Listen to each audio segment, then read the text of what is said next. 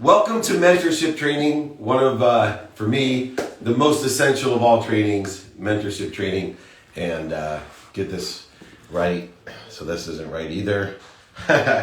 We are going good here. Welcome everybody. Reminders, put your questions and answers in the Q&A tab. Okay, it's right there. We're going to be talking about mentorship and do a Q&A session. Holiday training is next week. You don't want to miss it, 11 a.m. Pacific. Exercises, books, guides are all free. Email me, david@dmeltzer.com. It's in the chat. We'll put that there as well. You can join my text community in the chat, 949-298-2905. Also, 2-minute drill. It launches January 8th. Join me for 2-minute drill on Bloomberg, on Amazon Prime. You're going to love. Best project I've worked on. All right, let's get started. What is a mentor? A mentor is a person who provides you with the tools, the guidance, support, and feedback that you need to thrive in the situation that you want to thrive in, the business or career that you want to thrive in. Someone who sits in the situation that you want to be in. Remember, the easiest way to get to where you want to be is to find someone that is there and ask them for directions. That's the easiest way. So if we're looking for someone that is in the situation that we want to be in, someone that already has the directions to get to where we want to be, sorry, this is just a complete, sorry about this. All right, we want to know what qualities there are in a good mentor. So the qualities of a mentor should be, number one, a mentor should be enthusiastic about helping you. You're not doing yourself any service at all if the mentor isn't excited or enthusiastic, entheos, connected to that source of lessons, light, and love. You're not doing yourself a favor if your mentor is not excited to be there. A mentor also should be aligned and fit into your frequency. So if you're having trouble understanding your mentor, right? One of the things that I had to practice in order to be a mentor is to talk at different frequencies to align with the audience that I have.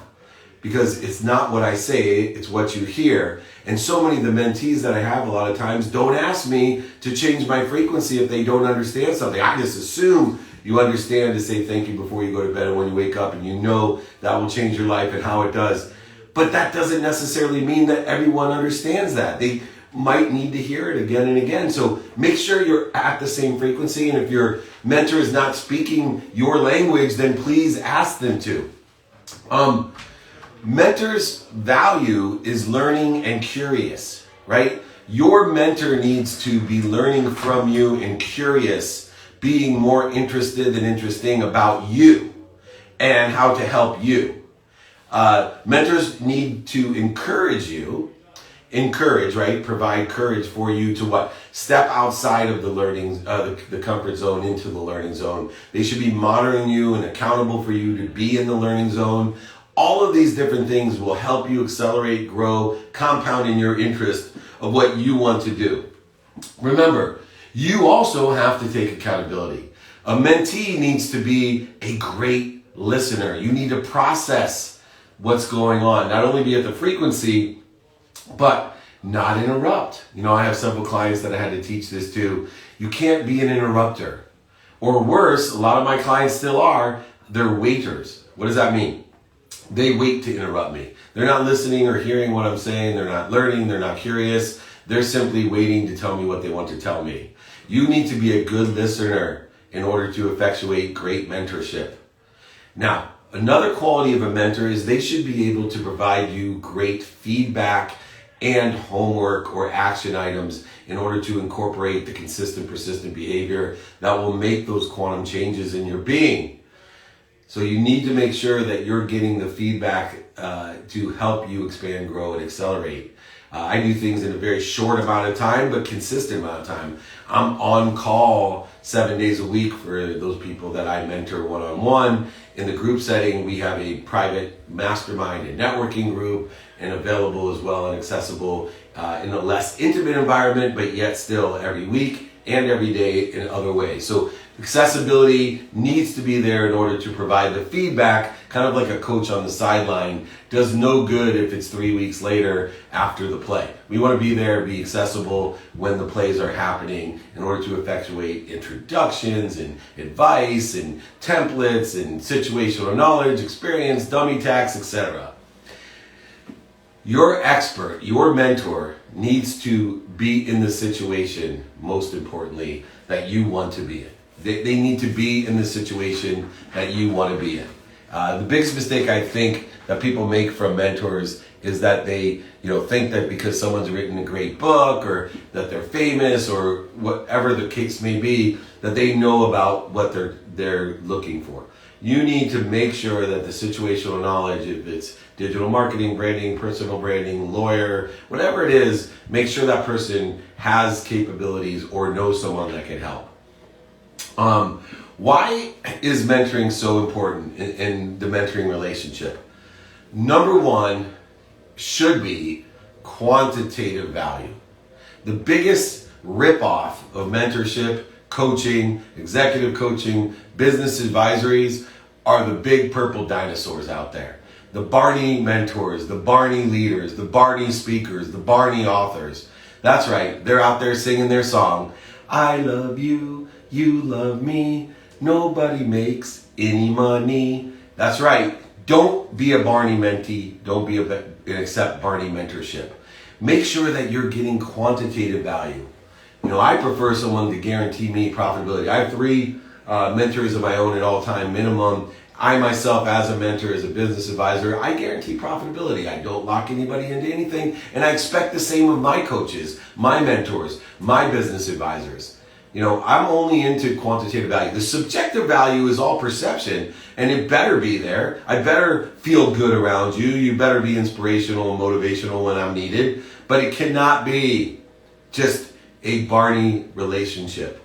A mentor should be able to quantifiably provide value for you to reach your objectives, whether it's making more money, helping more people, having more fun. We need to quantify that in terms of time, emotion, value. All of those things can be quantifiable and create a profit center for you. Your mentor should be making you more of what you want, not costing you and depleting what you can give.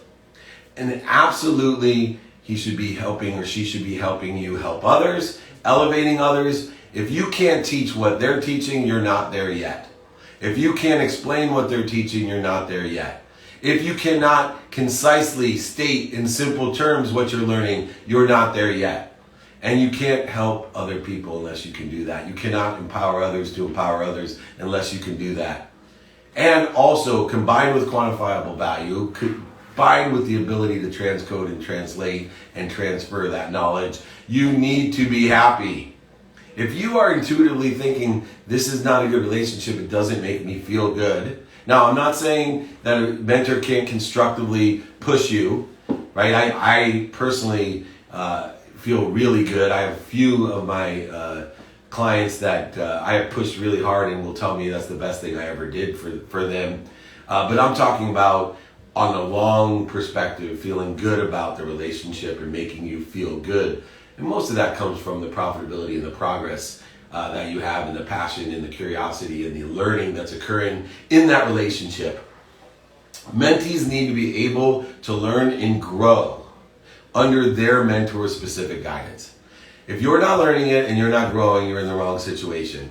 Mentees also need to be able to experiment with creative solutions of the problem with the mentor. So it cannot be one-sided, a dictatorship. It needs to be a collaboration between 2 people to try out and test and make mistakes and learn and find and seek what they're looking for together as cohorts collaborating together. Most importantly, in a mentorship situation, in a very safe and supportive environment. You need to be comfortable not only telling the truth, but receiving the truth, right? A safe and comfortable environment is one, not only that you can feel safe telling and illuminating everything that you want to illuminate, but most importantly, you got to be able to accept the truth.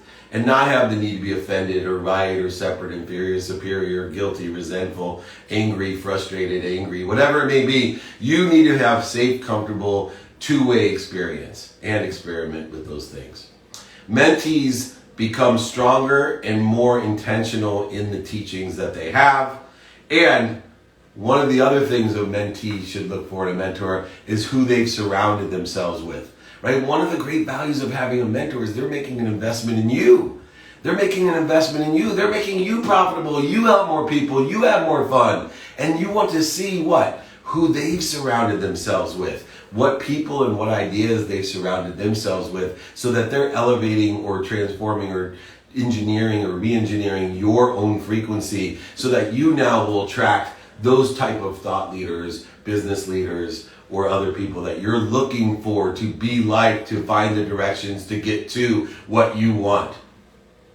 How does mentorship relate to quantitative success, right? The idea of quantifying, what has historically been a Barney relationship between a mentor and a mentee is difficult for people to talk about. So the benefits of coaching and mentoring and advising are so wide and so many independent and dependent variables. It's a myriad of variables. And for individuals, studies show that good mentoring can lead to greater career success, including promotion, raises, and increased opportunities. If you're not experiencing making more money, helping more people, and having more fun, getting the jobs that you want, finding more business, making and finding and attracting the right opportunities, then you may have to change your relationship or change your mentor. Organizations that embrace mentoring on a corporate level have rewarded with higher levels of employee engagement, retention, and knowledge sharing. And engagement,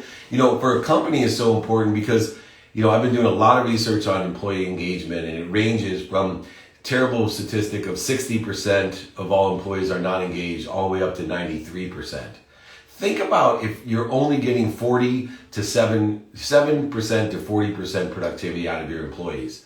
Or worse, what if you're only getting 7% of your productivity or 60% of your productivity because you're not engaged? A mentor should increase that statistic on one side or the other. If you are a business advisor to the companies, we should be decreasing the amount of people that are not engaged, increasing the percentage of the time that they are engaged, giving exponential quantitative value. And if you're a mentee, you want to increase your productivity and engagement so that you can make more money, help more people, and have more fun.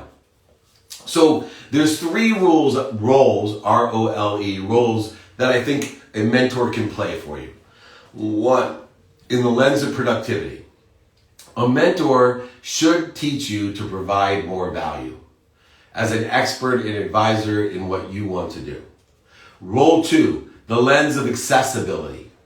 They should teach you to be a better sounding board, to vent, to be not only accessible to others, but access what you want. And then 3, the third role is the lens of gratitude.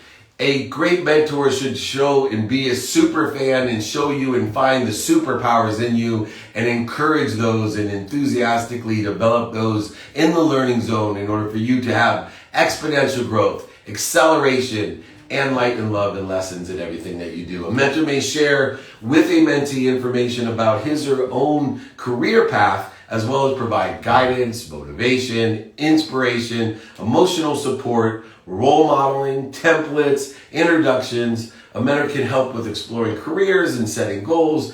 Developing those contacts is a big area that I help people with. Just opening the doors to make the proper value in those collaborations and introductions that are necessary. And then also just identifying resources. If you're not asking people today, what's your favorite app? You're leaving a resource on the table, right? Everybody should always ask, what's your favorite app? And learn what apps are out there, what resources are out there. That's the most used efficiency and statistical success are created by all these killer apps out there. My favorite's Rev, by the way, R-E-V. It transcodes and transcribes what I say at a very inexpensive rate in almost perfect English. Another question I get about mentoring is, how long should mentoring last? So I believe there's 4 stages of mentoring, which will determine how long mentoring should last. And those 4 stages are: 1, preparation. So a mentor can prepare you for what you want. 2 is action, right? So alignment, action is the second. How should we be productive, accessible, and gracious? How can we be more efficient, effective, and statistically successful? And then the 3rd stage is the learning stage. This is where it's a shared collaboration of learning and empowering so you can empower others as well. And then the final stage of a mentoring relationship is closure. And determined upon, sometimes closure is a lifetime relationship. Sometimes it's a 3-month relationship. For me, the relationship needs to be profitable, quantifiable value. If not, you should be in a group setting where I can just provide inspiration and empowerment and some more subjective value and easily overcome the monthly type of quantifiable value that there is. These sequential phases, which exist in all of them, preparation, alignment, action, learning, and closure, they each build on each other, but they vary in length. I've had mentorship for years, just alignment, especially with building people's brands, personal brands, setting up, writing books, speeches, podcasts, all the things that I do. Alignment is a big phase in that preparation.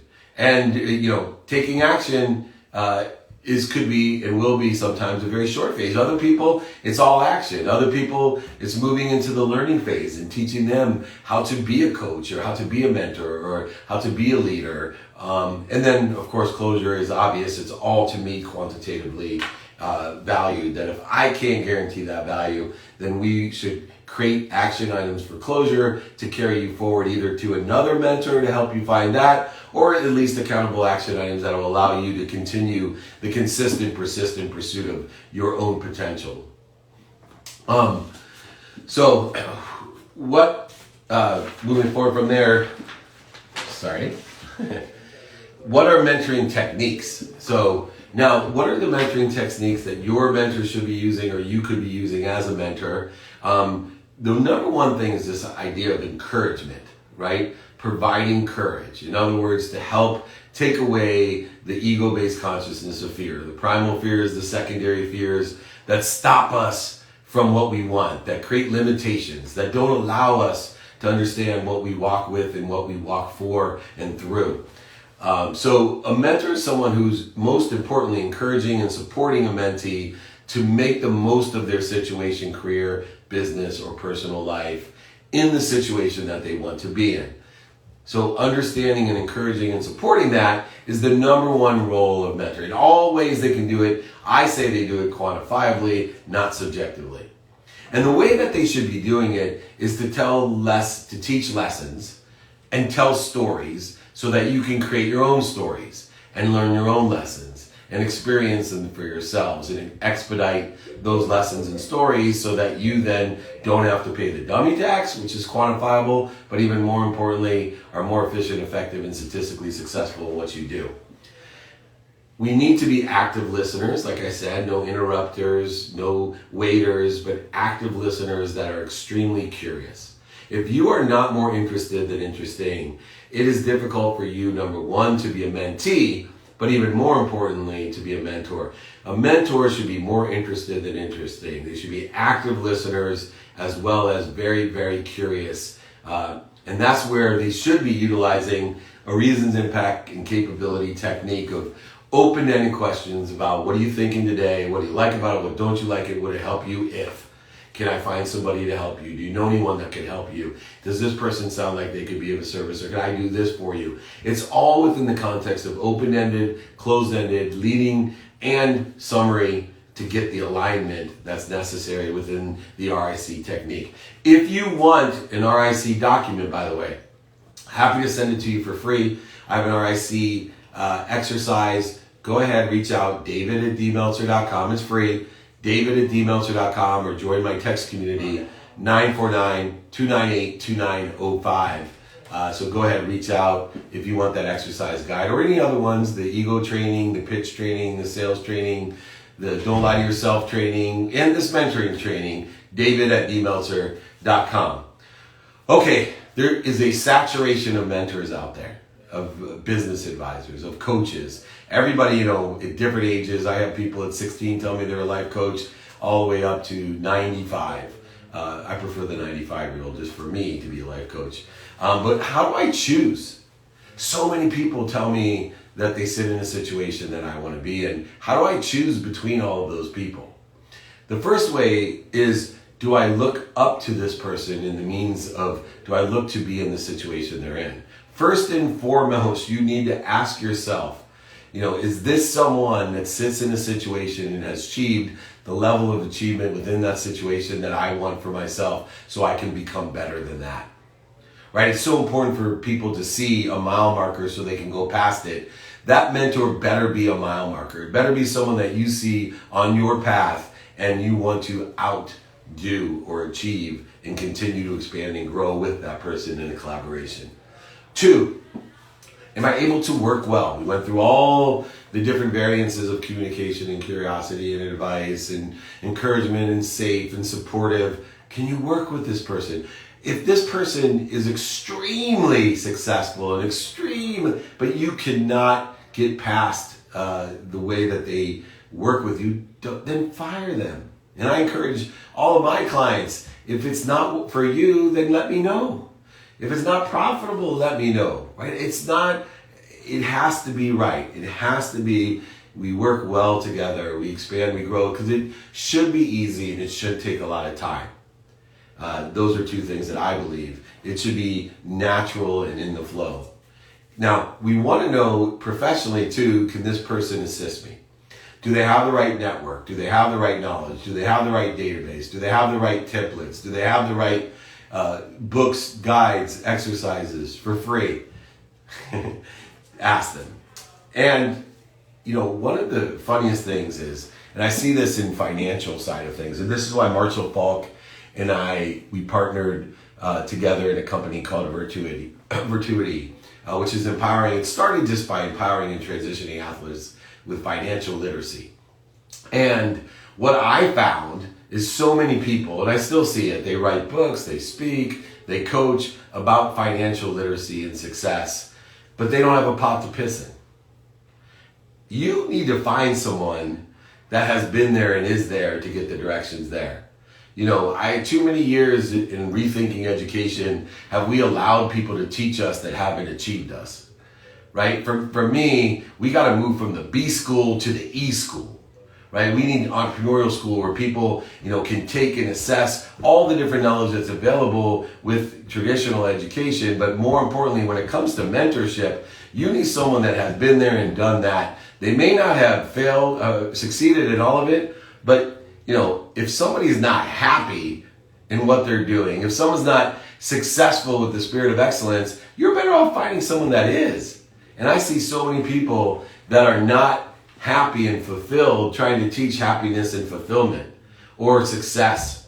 And so, at Virtuity, what we do is teach that financial literacy from successful people who have spirit of excellence, like Hall of Fame running back Marshall Faulk. And if you would like to join us, every Mondays we have meetings. You can join us free, learn about how you can build financial wealth like the Rockefellers have, and learn the difference between the Vanderbilts and the Rockefellers. Learn how to balance those values, learn how to make unemotional decisions, and provide opportunities for yourself to grow, expand, whether it's a small part or a big part, a full-time or a part-time.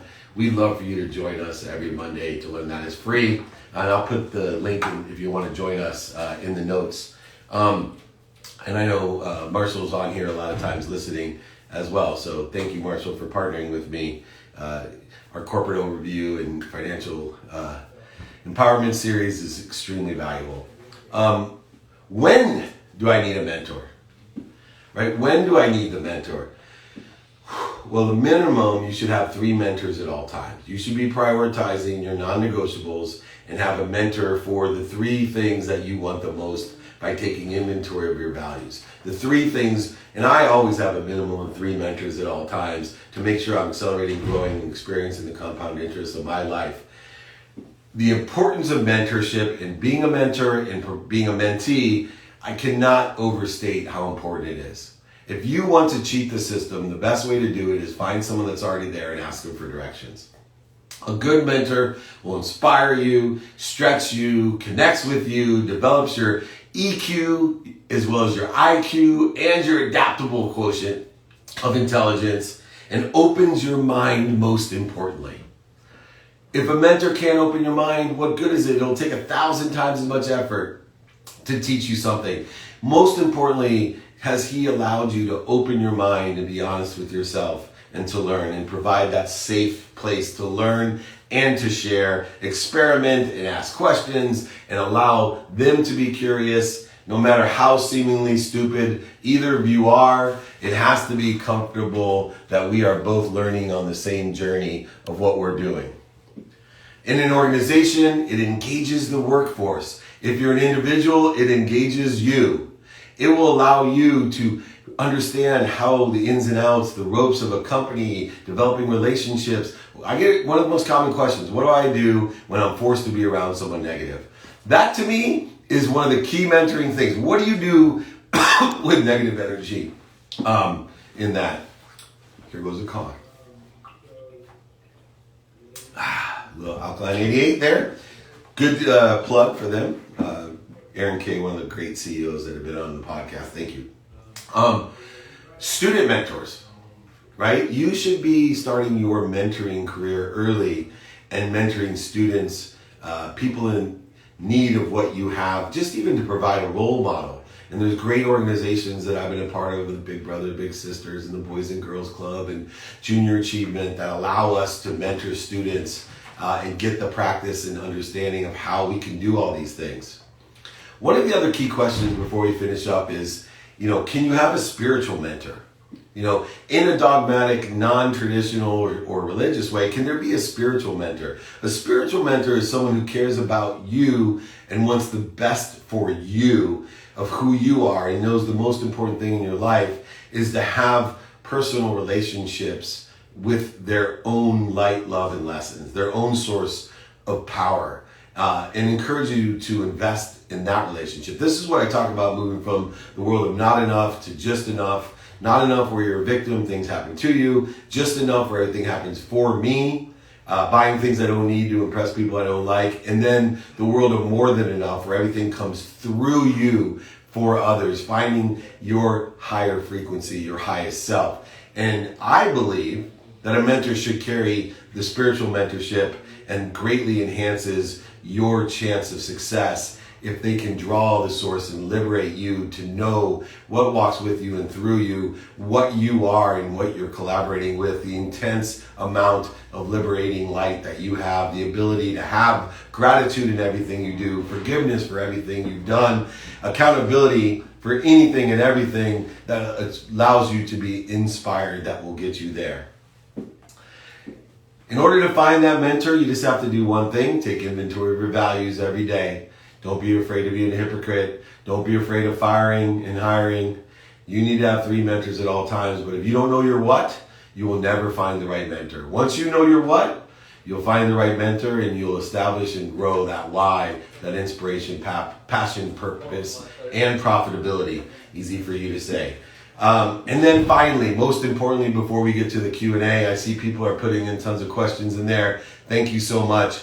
Most importantly, I find people don't have mentors for one reason: because they don't ask.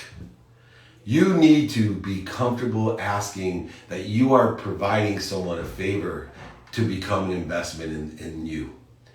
You've got to ask, do you know anyone that can help me in person, on the phone, via email, traditional media, social media? It doesn't matter. You need to ask that golden question. Do you know anyone to help me buy a house? Do you know anyone that can help me get a mortgage? Do you know anyone to help me to buy a car? Do you know anyone to help me to get a job? Do you know anyone that can help me to be happy? Do you know anyone to help me to meditate? Do you know anyone that can help me to financial literacy, like Gratuity and Marshall Faulk, Hall of Fame running back? Gotta ask. Don't think of people as gatekeepers. You don't have to lie, manipulate, cheat, oversell, and back end sell someone to mentor or help you. You don't have to go under or over or around or fight through. You don't have to resist. You simply use a key that everyone is a sponsor and a power sponsor. And that key opens up a door to everyone and everything. Simply by looking upon people that they either know someone to help you or they themselves can help you and they know someone that can help you. In order to do that, you have to have the right perspective and ask. Practice asking. Practice every day asking, in person, on the phone, via email, traditional, and social media. Ask, ask, ask. Do you know anyone that can help me? Find that mentor and you'll be great. Now, before I go into the Q&As, put those questions in there.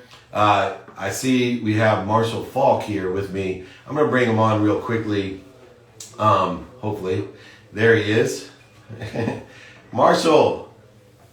What's going on, man? This is how cool Marshall Faulk is. He's on vacation for the holidays in Cabo, but he wants to, number one, support me as always, which just cheers me up. But more importantly, you know, I think people don't know how much you give and care about elevating other people. And I know it showed on the field because the teams that you won with were really not even as good as the Chargers, but you won Super Bowls, man. So you must elevate others. You must know how to mentor others.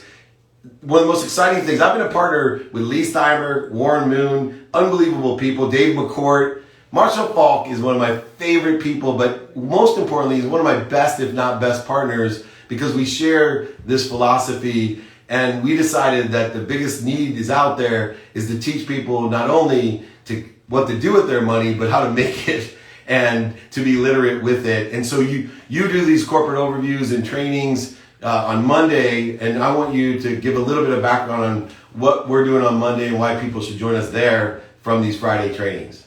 Yeah, so just in the realm of financial services and how sometimes people think that they don't have enough, like I don't have enough money to, or I don't have enough information, or I don't have enough knowledge.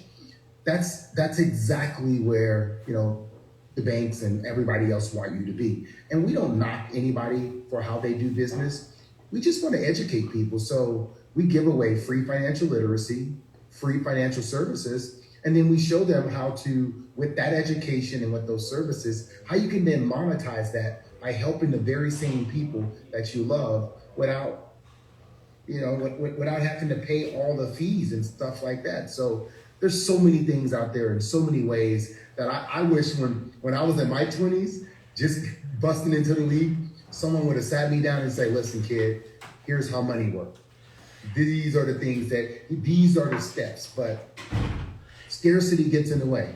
It does, and can cost you a tremendous amount. I took the ego position because I made so much money early in my life, and I've been through the meetings and the education that you've held, and I, ironically and humbly listen and say, gosh, I wish Marshall had this team together when I was young. Even though I was a millionaire, I needed the understanding of how money grows and how the Rockefellers have built their money and the difference between, saving, compound interest, security, guaranteed returns, emotional attachment, all the things that you teach. And, the coolest thing too is as I got involved on your team with Gratuity, it was amazing because I went around and like Ed Milet's like, oh, I'm on your team, Dave. And, Eddie George is like, oh, I'm on your team, Dave. I'm like, wait, you guys? And so it's not just, I encourage my girls are going to come on Monday. They're 21 and 19. I thought there's no better place for them to learn at a very young age the perspective and relationship with money because it is an energy. There's enough of it for everyone, but you have to learn the techniques of this world in order to facilitate how do we take care of it, make it, let it grow. And the cool thing too is we provide people opportunities. So if you're looking for side gig, transition, a new career, you and I, we're in it and doing it together and having a lot of fun, making a lot of money and helping a lot of people. Just real quick, where can people find you, Marshall? And on Monday, join us. I'm going to put a link in the chat. Where's the best place? We are going to be, hold on a second, let me make sure. Yeah, I got a link too, we'll put in there. It's a Zoom link, right? We actually have the link. Perfect. On any of my handles, I'm at Marshall Faulk on any and everything. I got it early enough before they stole it. So at Marshall Faulk on any and everything. If you want information about us, at gratuity.com. Good. And we're going to actually post a link here for all the people on here who want to hear about what we're doing and how to do it. If you're looking for something to do. This is the best part about it. Learning about money and how to do what we do goes with everything that you do, every business. There's a financial component, and we show you how the wraparound is and how to use the resources to then go out and monetize it. That's all we do. You already have everything that's necessary. How do you then monetize it to make more? And, I always say, this is what this training is about, why I wanted you to come on, is mentorship, finding people that sit in the situation that you want to be in. And, there's no one with a greater spirit of excellence, both on and off the field, with success on and off the fields. You would not believe the productivity, accessibility, and gratitude that Marshall Faulk has. He's like me, multiple business, multiple successes, but his main purpose is to help other people. I've lived it myself from the time that he had reached out to me to partner with him. I'm like, he's not going to show up. And man, he's like the most loyal. He's in Cabo when he's here. So if you want to join us Monday, grab the link. If you want to reach out, it's at Marshall Faulk or at David Meltzer. We'd love to have you on Monday. Marshall, go back to the beach. Enjoy yourself. Thank you for taking time. Man. Appreciate it. Thanks for having me. You got it. Thank you. All right. See, we could pop in for a training with the Hall of Fame great. Join us at Marshall Faulk is the best. You got that. All right, let's start with some Q&A. How to push yourself without being too hard. Look, you want to push yourself as far as you can, but don't stick out into the anxiety zone. There's a quantum capability, right? Like, how many people can push themselves as hard as Goggins or DeSena, right? I mean, Joe DeSena, he pushes himself, Wim Hof. But you don't have to, but you want to push yourself as hard as you can. You want to do your best. You want to do your best. You want to learn as many lessons as you can, and you want to have fun. So to determine how hard to push yourself is push yourself until you enter the anxiety zone. When you hit the anxiety zone, take a step back, one step back, not all the way to stop. It's a turn signal until you feel back into the groove where you're not constricting your learning, constricting your expansion, constricting your growth. You want to continue to grow so that the size of your learning zone becomes the size of your comfort zone. The size of your comfort zone, becomes the size of your learning zone. The size of your learning zone becomes the size of your anxiety zone. You keep growing, expanding, you can handle more, focus and refocus on more. Thank you, Dr. Soul.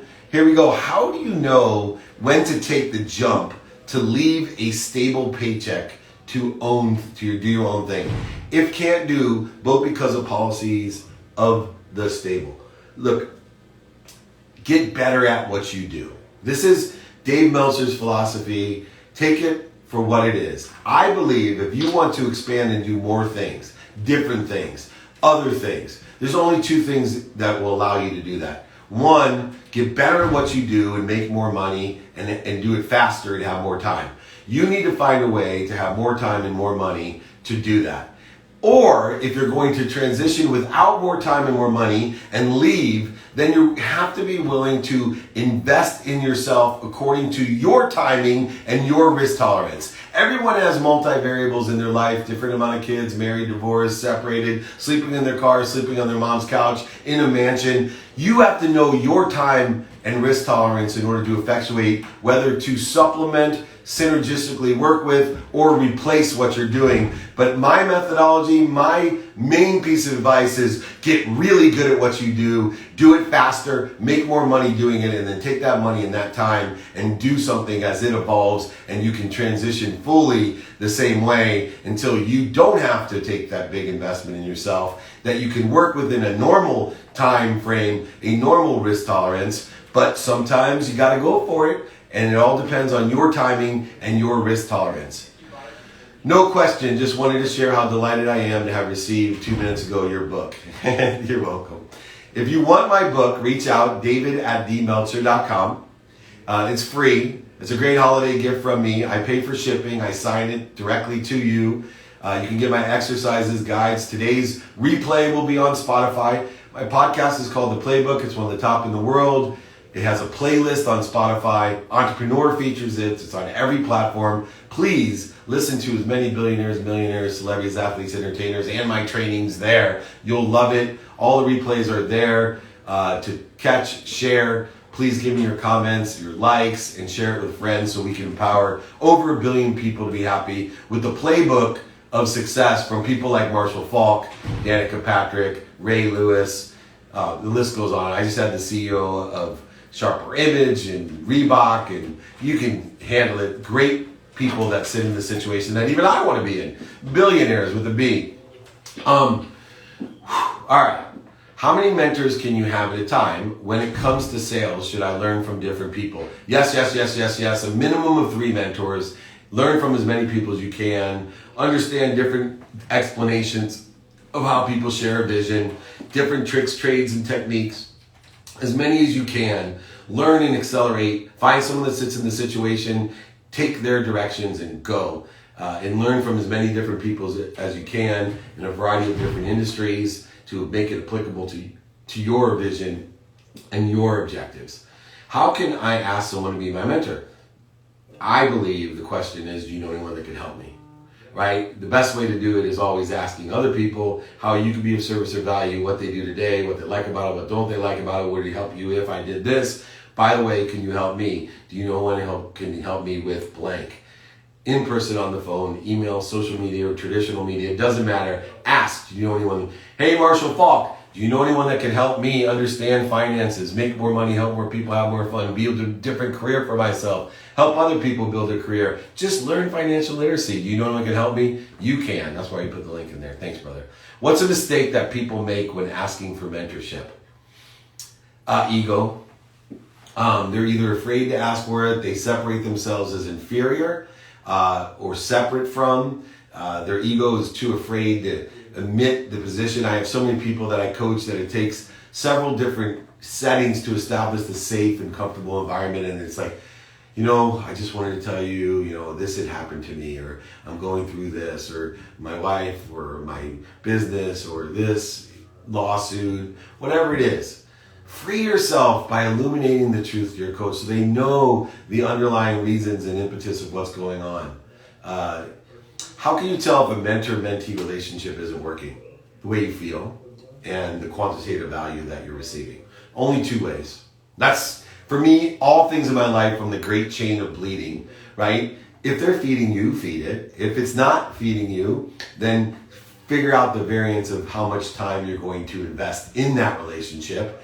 But if it's bleeding you, you don't feel good, and you're not getting any quantitative value, it's just bleeding you, then fire it, including me. That's why I guarantee it, because I don't want to bleed anyone. And if the circumstances arise that I was incapable of assisting in or not seeing, just take your money back. It's all on me, I'm accountable. And so you need to make sure your mentor is the same way. Is there a difference between coaching and mentoring? No, not really. But you don't call a football coach a mentor, and you usually don't call someone that's a business advisor a football coach. So it just, I think, doesn't matter. They're both the exact same rules, values, procedures, things that we talked about in the training today. How do you prevent ego getting in the way of our relationship? You got to be a ferocious Buddha. Number 1, be aware of when you're in ego-based consciousness, the need to be right, offended, separate, inferior, superior, anxious, frustrated, angry, separate, whatever it may be. And then once you're aware of the ego in its omnipresent form, interfering or corroding with the relationship that you have, creating void, shortages, and obstacles, attracting what you don't want or what's missing or what other people want, just stop. And that's the ferocious part. To be aware of it is difficult in enlightenment, and practice it takes to do so, but stop. You don't have to resist it, fight it, run away from it, run around it, over it, under it, oversell it, back end sell it, manipulate it, lie it, cheat it. Don't have to do any of that. The key is to stop and then drop to your higher frequency. Be a ferocious Buddha. Drop to neutral, drop to center. Trevor Moad, one of my dear friends, Occidental graduate as well, coaches Russell Wilson and other great athletes like that about being in neutral as your highest frequency. So why you can roll in the right direction. Know this, if your ego is getting in the way of a relationship, then your mind, your body, and soul are on fire. You are resistant to learning and being curious, to being safe and comfortable. So you gotta stop, drop, and roll when you're on fire. Be a ferocious Buddha, and you will build that relationship on the basis of enthusiasm and trust and quantifiable value. Would quantifiable value guarantee simply be, if this isn't a great fit to offer 100% refund? Mind going into this a little bit? Yeah, so I'll go into exactly, whether it's free training, one of my private groups, or one-on-one business advisory or coaching that I do. Everyone who works with me, regardless whether it's $25 a month or $50,000 a month, and I have programs in all of those, they're all profit centers. They're all not locking anybody into anything. They're month to month, and every month you have one determination to make. Have I met the objectives quantifiably that were promised for you? Am I a profit center for you? And I 100% guarantee it. All you got to do is say, Dave, I don't like your haircut. Boom, you get that money back, and we can move in a different direction. So, don't lock anybody into anything, guarantee everything, and provide value, quantifiable value, profit. That's what quantifiable value is. Can you live up with, and I expect people like Marshall Faulk, by the way, I expect people who work with me to guarantee their quantifiable value and up front manage their expectation that here's what you promised. Now look, I trust everyone, but I vet the shit out of them now. I used to trust everyone and not vet and then go to blame, shame, and justification because I didn't vet properly and I decided that it was their fault. That's not the case anymore. I trust you, but I'll vet the crap out of you. And I expect you to do the same to guarantee profitability, quantifiable value, and don't lock me into anything month to month, and just do it. And it will change your business, your life, and hold you accountable for not overselling, back-end selling, lying, manipulating, or cheating people, just providing quantifiable value. Question: if you find that your mentor exemplifies success, a great network, database, and great spiritual solutions, but has a huge breakdown in the family, example, going through divorce, does this disqualify them? No, unless the issues in the divorce are ones in which you want to learn about that they're not successful at. So if somebody is trying to teach you integrity and they're getting divorced because of integrity, you may not want them as a mentor. But if they exemplify the success in business that you want, have a great network, a database, and spiritually is aligned with you, and their wife cheated on them or husband cheated on them and they're getting divorced, I don't see how that could have any implications on why you want mentorships for the specific situational knowledge, experience, dummy tax that person has played within the success realm, the network realm, the database realm, and especially the spiritual realm.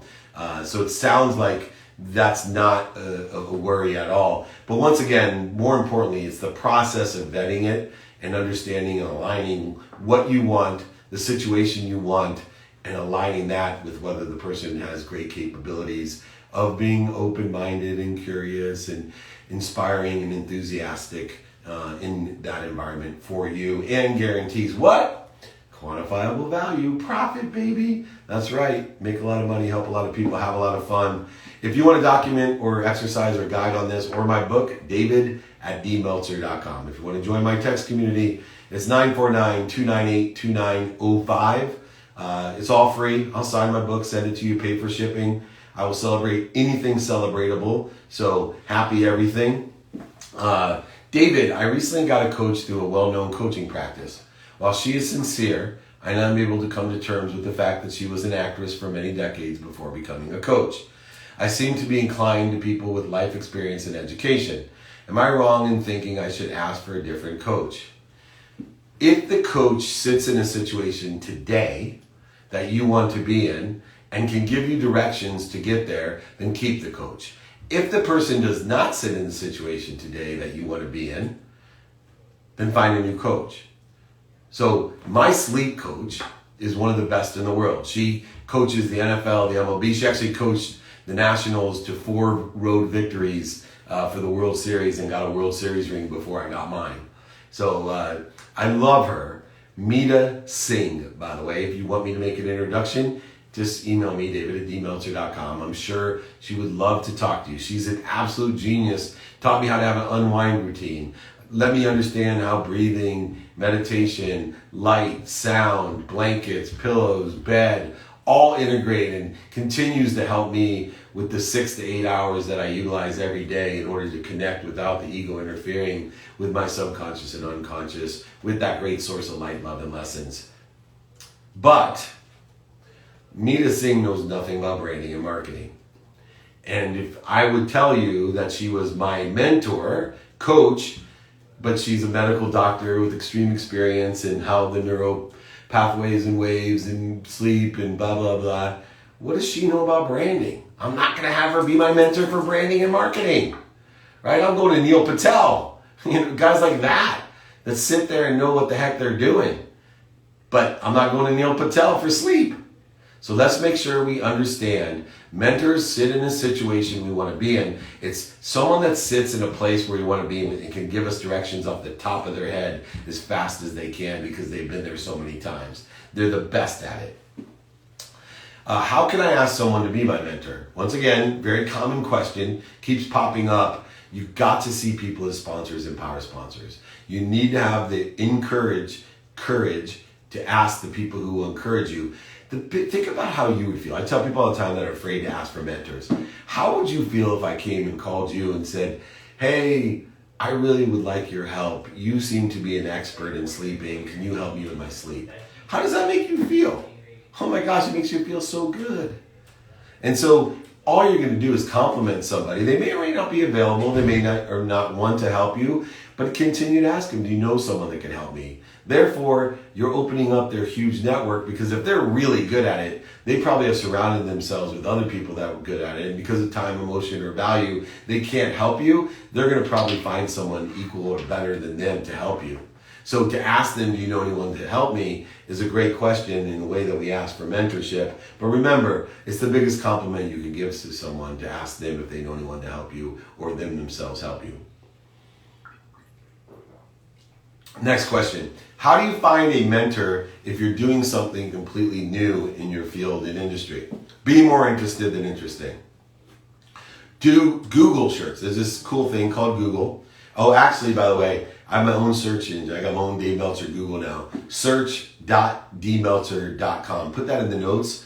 If you have any of these questions that are unanswered, it's an entire database of all the videos I have to answer you. Search.dmeltzer.com. Check it out. But use that.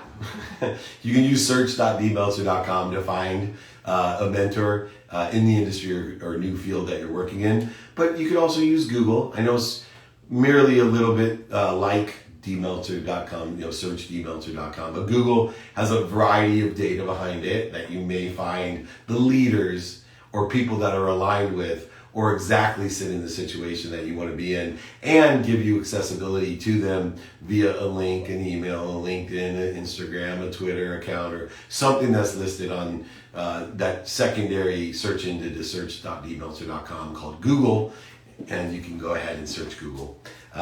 Great question, by the way. Thoughts on the need of financial leverage for humans to take real action? Well, that involves, to me, my relationship with money, right? Because I used to believe the more I give, the more I receive. Now I believe the more I receive, the more I can give. Everything comes through me for others. I don't live in the world of not enough or just enough, but a world of more than enough, where everything's coming through me. And so financial leverage for humans to take real action involves my relationship with money. And I have a money relationship mentor, right? I have always had, since I lost everything because I knew my relationship with money was bad, just like a marriage counselor, I got a money counselor. And to teach me about the energy of money and that money is a currency and that I need to blend that currency with the other currency of faith. Both allow us, right, an object of energy to put into the flow to get what we want.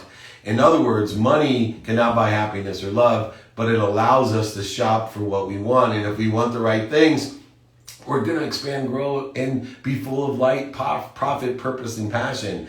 But if we buy things that we don't need to impress people we don't like, we're not going to be happy. We're going to decelerate, not expand, create interference, void shortages, obstacles in our life that won't allow us to do that.